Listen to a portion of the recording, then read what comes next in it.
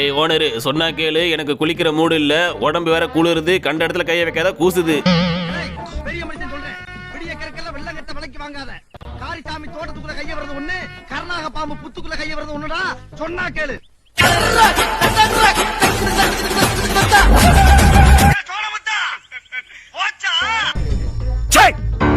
சிரிக்கிறானி வெக்கமா இல்ல? இந்த காலமாட்டை எப்படியாச்சும் அடக்கியே ஆவன்னு சொல்லிட்டு இவர் பயங்கரமான பூஜையெல்லாம் போடுறாரு. மருத்துவத்தில் மட்டும் அவர் தேர்ச்சி பெற்றவர் என மக்கள் நினைத்துக் கொண்டிருந்த நேரத்தில் தற்காப்பு கலையின் அடிப்படையான களரியிலும் பார்வையால் ஒருவரை கட்டுப்படுத்தும் நோக்கு வர்மத்திலும் அவர் மகா யோகி என்று அவர்கள் அறிந்து கொள்ளும் நேரம் வந்தது.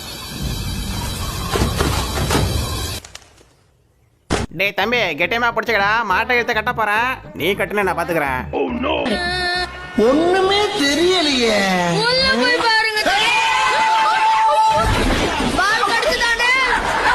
சரி, நான் செவனே தானா போய்க்கிருந்தேன். யாரு வம்பு தும்புக்காச்சும் போனதா? கௌரவம் கௌரவம்னு என் கௌரவத்தையே ஆரம்பிச்சிட்டீங்க.